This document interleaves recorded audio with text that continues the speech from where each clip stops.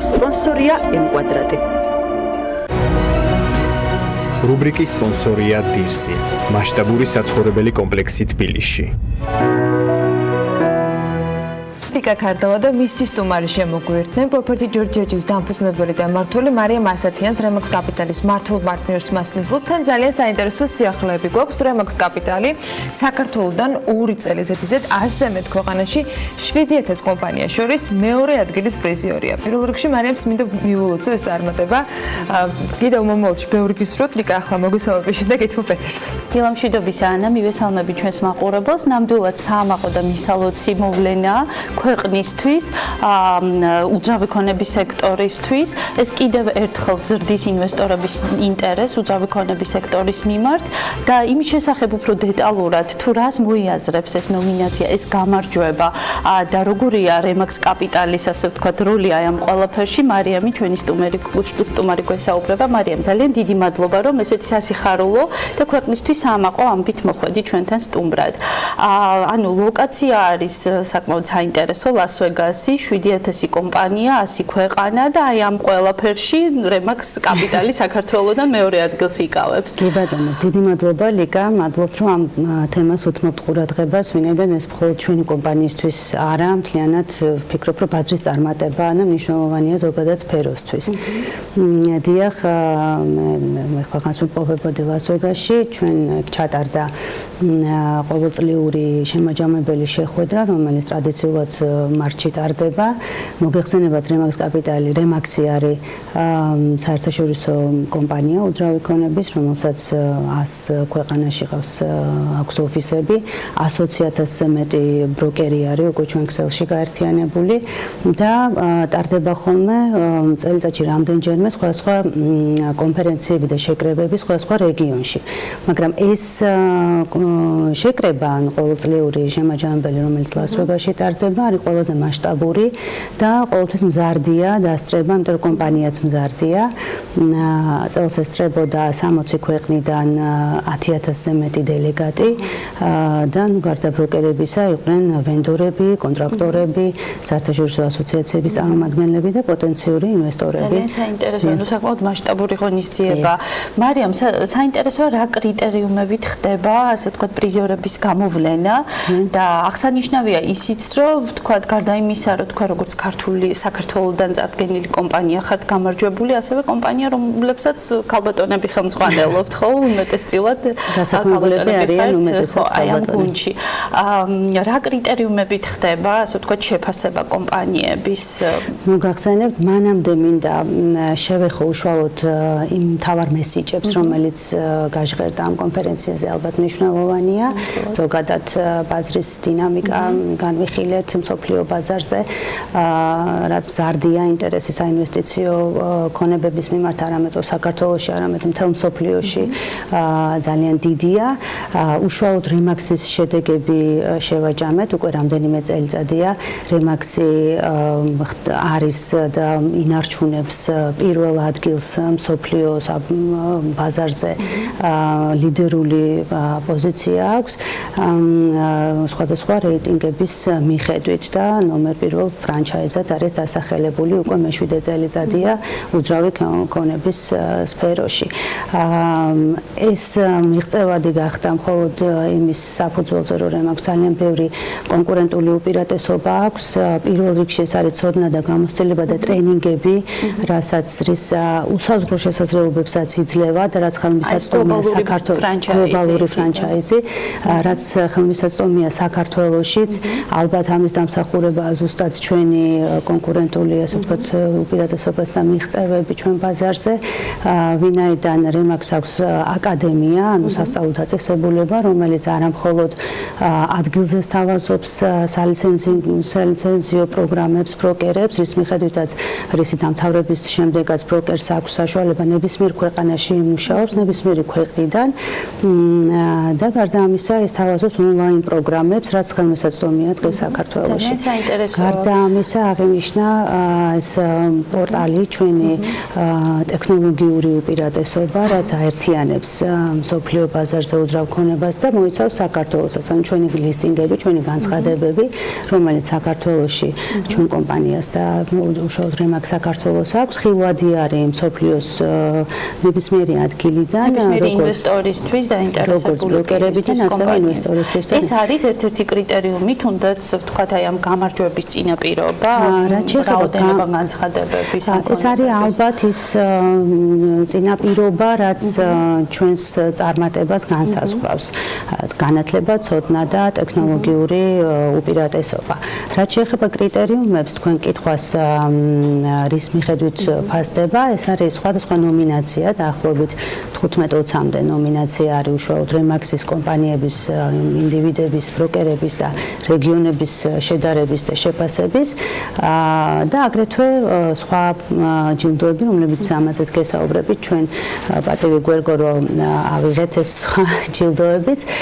ეს არის უშუალოდ დაწესებული ძალიან რეიტინგული რეალტორთა კლუბების მიერ, უშუალოდ იმ ტრანზაქციების მოცულობების მიხედვით, რაც ინდივიდუალურად ბროკერებს ჰქონდათ. რაც შეეხება ჩვენ რა ნომინაციაში გავიმარჯვეთ, ეს არის კომერციული გაყიდვების მიხედვით, ჩვენ გავხდით მეორე კომპანია, ამ 7000 კომპანიას შორის. რასაკვირველია, აქ აუცილებლად ითვალისწინებენ ბაზრის მოცულობას, ანუ კრიტერიუმები შეწონილი კოეფიციენტებით დგება და ითვალისწინებენ თუ რა მოსახლეობა აქვს და რა გეოგრაფიული დაფარვა აქვს თუ იმ ქვეყანას, სადაც კომპანია მუშაობს. ძალიან კარგი, მარიამ, ეს საკმაოდ საინტერესო კრიტერიუმია ვფიქრობ ქვეყნისთვისაც, ვინაიდან პირდაპირ მიბმულია, ვთქვათ, ტრანზაქციების მოცულობაზე, ოდენობაზე და მაინტერესებს აი ამ ასე ვთქვათ, სტატუს კოს გათვალისწინებით თქვენ როგორ ხედავთ მომავალს? იმ ფონზე რომ სახეზე გვაქვს ვთქვათ, რეგულაციები, სამშენებლო რეგულაციები, ფინანსური სექტორის რეგულაციები, რომლებიც გავლენას ახდენს ვთქვათ, უძრავი ქონების ტრანზაქციებზე და მსყიდველობით უნარზე და ინვესტორების განწყობებზე, თქვენ როგორ პროგნოზს აკეთებთ, რომ გადმოვინაცვლოთ საქართველოში, როგორი მოლოდინები გაქვთ სექტორის მიმართ 2019 წელს? მოლოდინები პოზიტიურია და შეუძლებელია სხვანაირი იყოს ესეთი აღიარების შემდეგ, ასე ვთქვათ, მაგრამ ბუნებრივია რეალისტურადაც ვაფასებთ რამდენიმე გამოწვევის წინაშე დგას ახლა ჩვენი სფერო, ეს არის სამშენებლო რეგულაციები, ეს არის დაკრედიტების იპოთეკის საბანკო რეგულაციები და ეს უახლახანს ისევ აქტუალური თემა, ეს არის სასოფლო-სამეურნეო მიწების უცხოელებზე გასხვისების ახალი კანონი, რომელიც სამი, ასე ვთქვათ, ფაქტორია, რომელიც გარკვეულ სხვა სექტორებზე აუცილებლად მოახდენს გავლენას. თუმცა, რასაკვირველია, ბიზნესი ყოველთვის ცდილობს, რომ რაღაცნაირად გადაალახოს ეს გამოწვევები და შესაძლებელია საპასუხო ქმენ, ცალ-ცალკე უნდა მიმსჯელოთ ალბათ ამაზე, არ ვიცი თუ გვაქვს ამისი დრო და ფორმატი.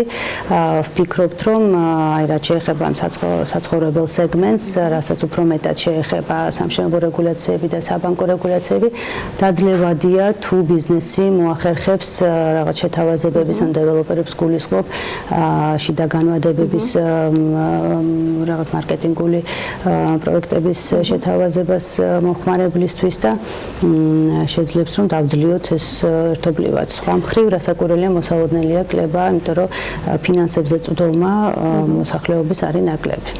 კი ბატონო მარიამ, ხომ არ ფიქრობთ, რომ ვთქვათ, იგივე ძალადიანი განვადებების შეთავაზება დეველოპერების მხრიდან გარკვეულ რისკებს, ვთქვათ, საბანკო სექტორიდან გადაიტანს კერძო სექტორის მისამართით?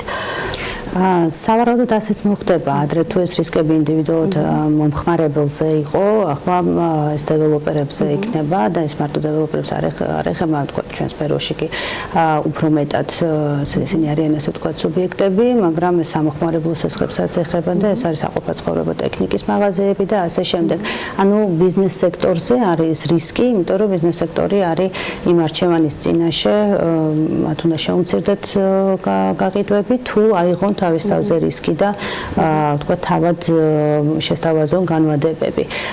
სწორედ ეს არის რამდენად მოხდება ბალანსი, ისე რომ თქვა საგრძნობლად არ შემცირდეს მოთხოვნა იმის გამო რომ ადამიანებს სტომა არ ექნება თქვა იპოთეკურ სესხებზე და რამდენად შექმნის ეს შემდეგ ჭარბ პროდუქციას ბაზარზე და ბუნებრივი ეს ფასად შეეხება. მარიამ, ვინაიდან თქვენ ახალი ჩამოსული ხართ აი ამ დიდი გლობალური ღონისძიებიდან, Remax გლობალიდან და იქ შესაძლებლობა გქონდათ რომ შეხვედროდი ძალიან ბევრ ვთქვათ ინვესტორს, იგივე ვენდორებს, ბროკერებს. როგორ ხედავთ თქვენ, რომელი ქვეყნები არიან დაინტერესებულნი საქართველოთი და უფრო რომელი უძრავი ქონების მიმართულებით?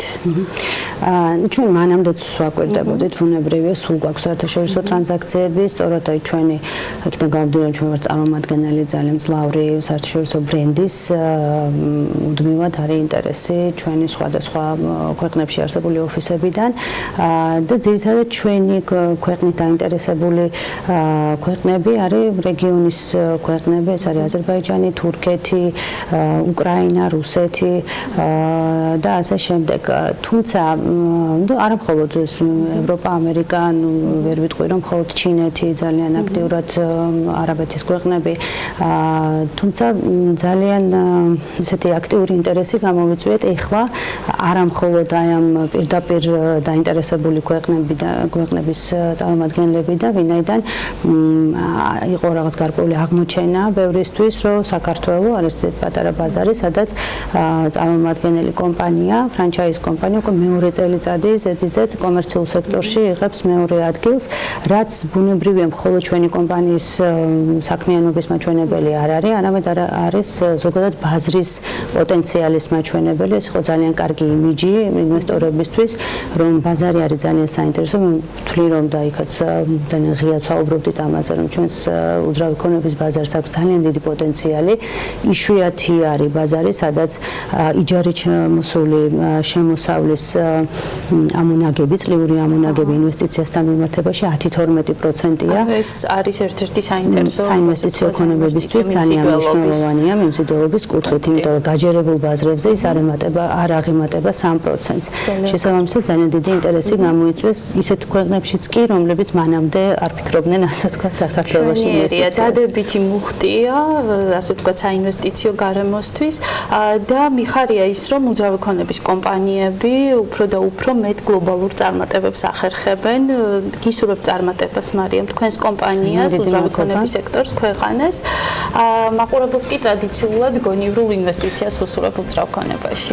მადლობა რიკა, შენ სტიმ საინტერესოების გაზიარებისთვის და კიდევ ერთხელ მინდა რომ მივულოცო Remax Capital-ს ის წარმატება, რომელიც წელსაც მათ შეძლეს რომ ჩვენთვის გაეზიარებინათ და მით უმეტეს საერთაშორისო დონეზე საქართველოსთან მიმართებით ასეთი საინტერესო ინფორმაციის გაზიარება მოხდა. ლიკა ქარდავა propertygeorgia.ge-ის დამფუძნებელი და მმართველი დღეს მარიამ ასათიანს Remax Capital-ის მმართველ პარტნიორის მასპინძლობდა.